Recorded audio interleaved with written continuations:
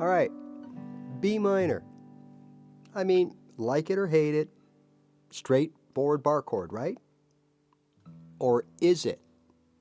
Have you ever seen those people playing a B minor, but their bar is like this? Their finger is way up over that string. Now, this is supposed to be an A-shaped B bar chord that's based off of this A string, right? So why do they have their fingers up here? It's funny because all the years I've been playing it, I never had the guts to ask anybody why they do that. So let's try to answer that question today and take another look at the B minor. And more importantly, for maybe those that have not yet learned your B minor, I'm going to show you other ways to play it. Okay? All right, here we go. When I started out, nobody said, hey, son, don't worry about this. There are other ways to play a B minor. Nobody. Okay? Furthermore, what led to this, confusion that I carried with me for years and years is some places I would look up the chord and I would see a dot here, which is the B, right? The root. I'd see a dot here, which is an F sharp. And then I'd see the dots where you're supposed to put your fingers in front of the bar, okay? And it all made sense because B minor would be a B root, right? And then F sharp is one of the notes in the B minor. And then other times I would, like other sites or diagrams or whatever it is I would find in my Google, I would see like the line right across, meaning you got a bar, everything. Oh, okay. And I never thought to question that. Okay, so then for a little bit I used to think, okay, well maybe you're just supposed to press that B note and then have your shape behind it like that. So really, I'm only fretting the B note. Oh, okay.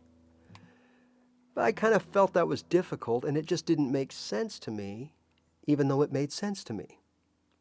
And then, of course, like a lot of you do now, right? You're learning guitar, so now you're focused on all things guitar and everybody that plays it. So your favorite band, you're zeroed in on the guitar player. When you go to the pub and they're playing, somebody's playing live, you're watching the guitar player, and that's just natural.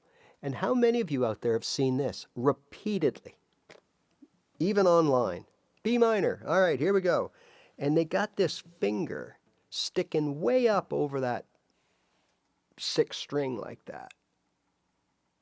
And you think, oh, okay. But aren't they supposed to be fretting that B note? And isn't a B bar chord, an A-shaped bar chord in B, supposed to root off of that fifth string, the A string? That's the A-shaped bar chord, the E-shaped bar chord, right? That's how we're taught. So is this really a bar chord? That's the first thing that went through my mind.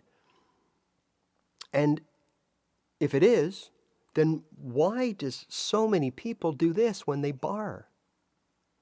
Now, I understand, right? You're supposed to mute this string because you only got to play these 5 strings in the B minor or in any A-shaped bar chord. So when you get real fancy and real good, you're going to use the tip of your finger to bar that or to mute that low E so it doesn't ring out, right? So you have your B minor, and then if you hit the E, it doesn't bother the B minor. You don't have an E in the bass of your B minor, okay? So you just play those 5 strings. B minor, no problem. But again, so many players, even professionals I see, and they got their finger way up there like that on that bar. Well, let's take a look at it, right? And there's theory that you don't need to know. I'm going to give it to you because to show you where I'm coming from with this, right? And what I'm about to, you don't need to know any of this to play guitar. But somewhere down the road, you will. You will want to learn this and you will want to know this. Looking back years ago, if I would have ever said, oh, one day I'll be explaining what notes are in a chord to other people. Like, believe me, I would have laughed at myself all day on Sunday and part of Monday. You just, in your evolution, wherever you stop your journey, you're good to go, right? But if you keep pushing it and pushing it, you're going to need more and more information. You're going to need to practice more theory and know more theory. But you can go a long way with just playing open chords, Googling songs, and having fun, right? So don't think you need to know this. Let's look at the notes in a B minor. So they are D, B, and F sharp. Okay? Now, 3 notes of a chord, we refer to that as a triad. It's the first, the third, and the fifth note of the chord. Okay? So in a C, for example, we have a C here, we have an E here, we have a G open string as a G, all right? And then we have, so if we just play those 3 notes, C, G, and E, we have a C triad. The other note that we fret, so those are the 2 fretted notes. The open string is the G, right? So we have a C, E, and a G, and then the first finger, what we put down, that's another C. So it's C like replicated, right? That's our C chord. And then, of course, we can put our pinky here. We can play it open, and that's an E, right? And E's good because right here is an E, so we're replicating that. And even if we put our pinky down, we make a G note in the 3rd fret of that E, and that's good because there's a G in our C chord in the form of an open string. You see how it's all relevant? So in our B minor, we have F sharp, we have a D, and we have a B. Okay? So I'm thinking when we look at our bar, what's this note right here? 2nd fret of the E string is an F sharp. Well, that's a note in the B minor. So for those people playing over that note like this, they're actually playing the F sharp, which is part of the B minor chord. So now if we strum that B minor from the top down, we get this. If we do it the proper way, or I don't know if there is a proper way, we get this. This versus this. Is there a difference? I don't know if there's a difference, right? So keep that in mind. Now, if we look at the other notes, what else is happening in this B minor? So we have a F sharp here, and of course we have an F sharp here because they're the same, right? The 1st and the 6th strings.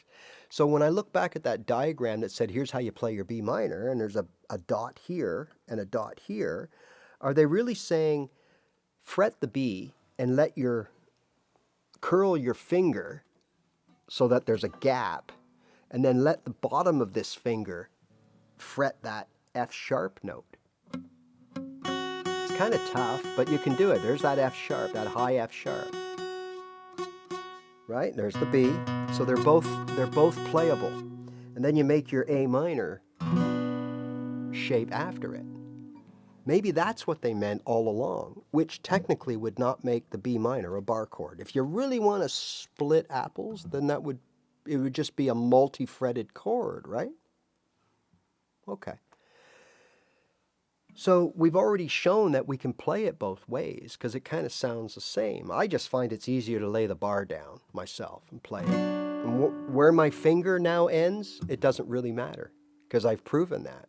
Like, technically it should fret the B and nothing else, but if we put it up here, maybe that's why those people that know more than me are playing their B minor with their finger sticking up like that, because they know that it's irrelevant if they play that F sharp, because it's part of the B minor family of notes that make up the B minor.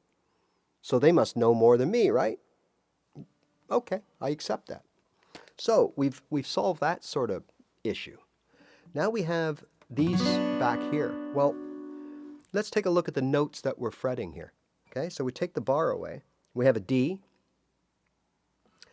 And, well, we have an A minor shape. We have a D. And these two here, we have an F sharp and a B. And what are the notes again of a B minor? D, F sharp, and B.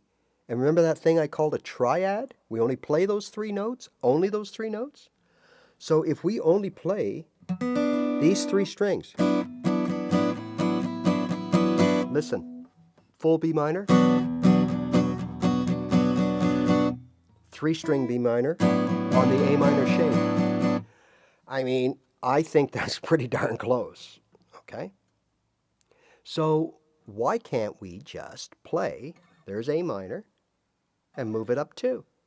So we could play our A minor, which we normally play with these three fingers, move it up.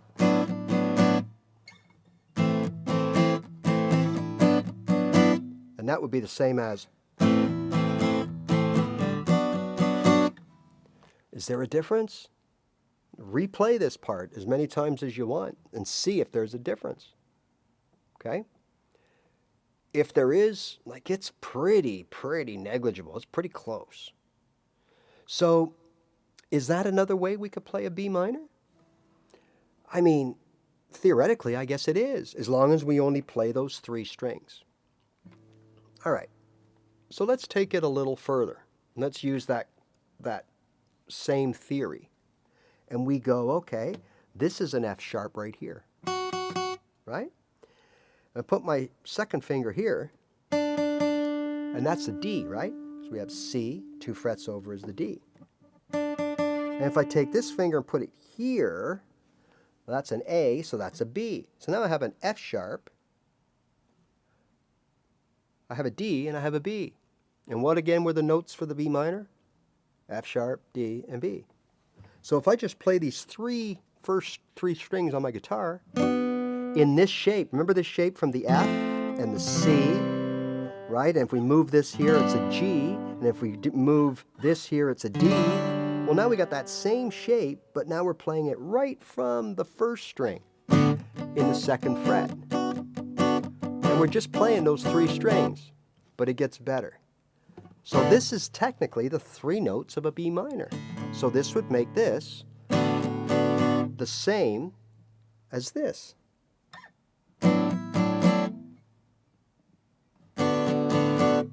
Slightly off, like meaning a little higher, right? Because we're down, we got a higher string involved, but it's the same tone, right? So we have this, and now we have this. Both the same. Now, the beauty here is, if this open string gets played by mistake, no big deal. Why? Because that open string is the D string. And again, what's the notes of the B minor? F sharp, B, and D. Right there. Well, what if we got fancy? Now, I've seen people play this, and we went like this. Same two are fretted here, and we just bring in our pinky, and we fret these two right here, and we play all those four strings, just like a D chord.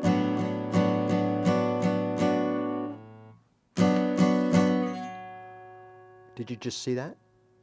Okay, so if we do that, and we take this finger, and we bar it, these don't change. We have a B minor. If we just put it here, we have a B minor. If we take it off, we have a B minor, right? Because we've taken off an F sharp, but we've got an F sharp here. So if we take that off and just play the three strings again, we got a B minor. So if you've not yet learned your B minor, here's three ways you can play it, right? You can, well, four ways really. You can play it like this, like this, like this, or like this. And the beauty for those of you already, like if you've already learned your B minor this way, to be honest, and we're still sort of beginners, but you know, because that was one of the first bar chords I learned, then you're probably better off staying with that. But think of this, though. There's so many advantages. And if you had not learned your B minor yet, and you start practicing this B minor, next thing you know, it's going to be pretty second nature, however you want to play it. And if you want to convert it, remember, these are staying the same. I'm just pivoting this from one note to a so-called bar. Same chord. So later on, when you start playing a more advanced guitar and you start using, your F shape like this to play the G and the A and your C to come up to the D, well, you're right here in the same shape. You just move everything down the appropriate strings and you got your B minor, right? Something to think about. So I hope this helps, because I know a lot of you couldn't help but noticing why they play it, and they're really only supposed to not play it. And secondly, that there are other ways to play B minor. In fact, there's little triad B minors all over the neck, different spots over the neck, probably 3 or 4 different places. And like there are for every chord, has a triad that you can play elsewhere. But that's for another time down the road. These are things you do not need to know. Remember, I just explained it so that you kind of know that I have a basis for my argument or my questioning the B minor. Okay? All right, I hope you found this a little bit informative, and now you got options that you thought you never had before. Have fun with it. All right, thanks for your ongoing support, and remember, just play your guitar.